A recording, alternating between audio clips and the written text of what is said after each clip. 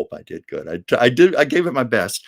But anyway, the reason I also bring that up, I don't want to, maybe this is unfair. I just had some hit that because it was abdominal surgery for Kate and she has to begin chemotherapy, I wondered aloud, could it be something as serious as ovarian cancer? I don't know, but I was reminded of Gilda Radner. And that's the story I wanted to tell right now. I don't mean that to be a tragic tie-in, but invariably there's some tragedy. I mentioned that I've lived here almost 39 years. I came here Labor Day weekend of 1985.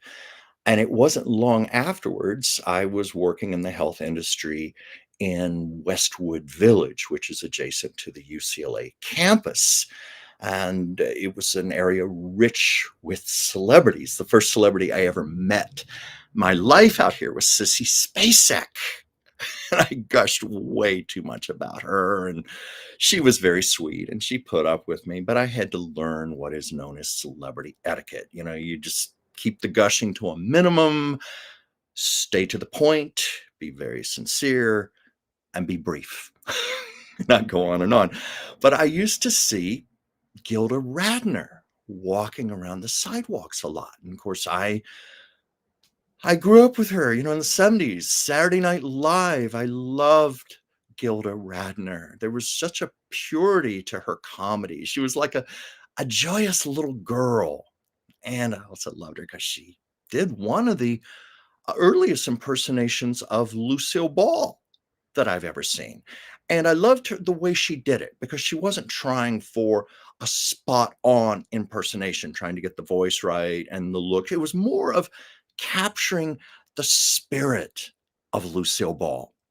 Yes, Pam just said Gilda did so much to bring awareness of women's health issues. Yes, absolutely. I'm gonna come to that actually, but she captured the spirit of Lucille Ball, I think, better than anyone I've ever seen do that.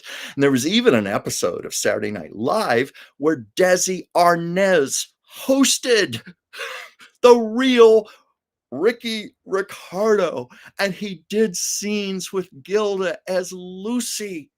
And it's so charming and so sweet. And there was another time Gilda did Lucy.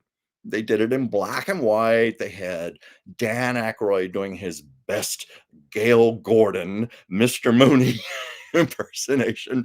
No, Mrs. Ricardo, and it was Lucy Ricardo working on the assembly line of a nuclear warhead factory. Yes, take off on the chocolate factory only. It was so bonbons, it was bombs, nuclear bombs on an assembly line. And of course, the assembly line speeded up, and Lucy was trying to carry all these over to the counter without dropping them. And of course, she drops one and ends up blowing up most of the world. And they cut away to a shot, very cheesy, slapsticky, where there's smoke everywhere and they're all covered in black soot and hair's all messed up and everything. And Lucy's there going, "Boss, does this mean I'm fired?"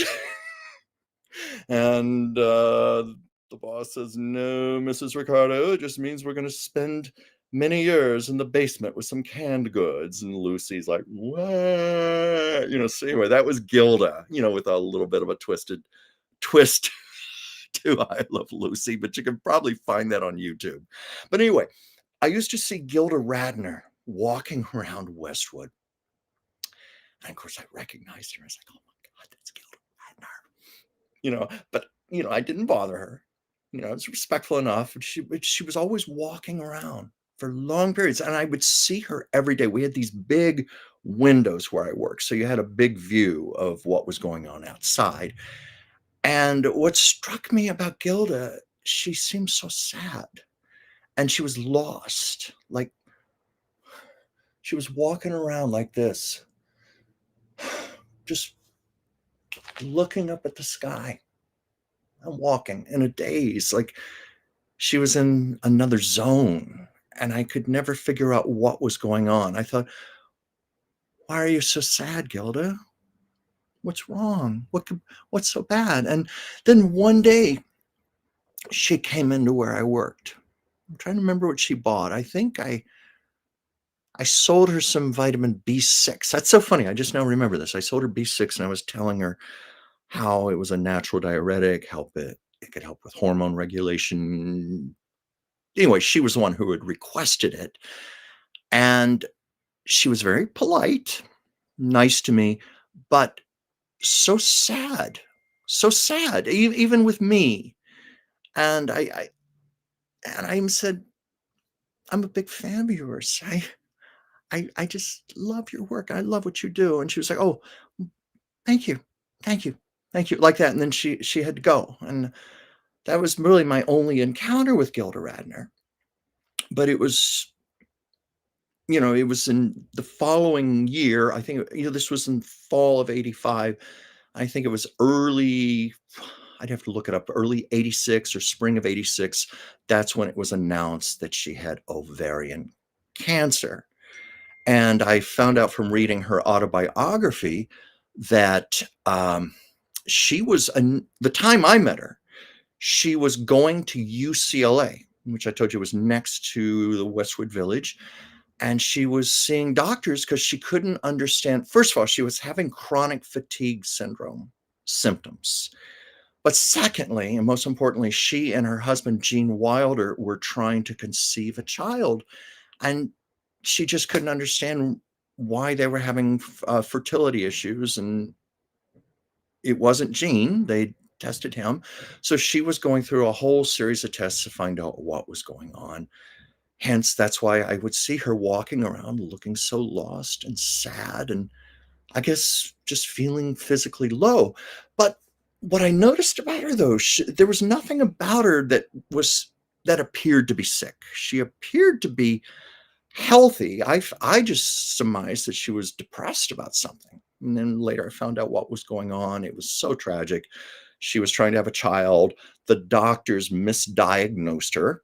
They did not find that she had ovarian cancer until it was already a massive tumor in her abdomen. And I guess that's why I immediately thought of that. And I thought of Princess Catherine. I hope I'm wrong on that. Dear God, I hope I'm wrong. But that's what they found. And Gilda, of course, had to have a radical hysterectomy. They took her ovaries out, everything.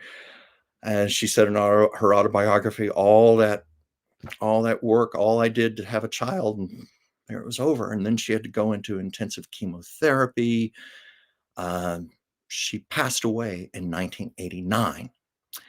And ironically, she was in the same hospital as Lucille Ball when Lucy was there dying. I think they were 2 floors apart or 3 floors, and Lucy had just had, major heart surgery. I think they had to do a partial heart transplant on her. Ultimately, Lucy's aorta ruptured, and that's how she died. But, Gilda was on an upper floor. Lucy was there. Gilda was as ill as she was 3 weeks away from death. But when she found out Lucille Ball was in the hospital, she was just so excited. And she sent flowers to Lucy. Never heard back, but she sent flowers down to Lucy and said, "From one comedian to another." And that was the story about Gilda, my experience with her. Um, she was a great lady. I wish she were still around with us, but I consider myself so lucky that I got to share share molecules with her. There were, for a few brief moments, her universe and my universe came together, and that's how I met Gilda Radner.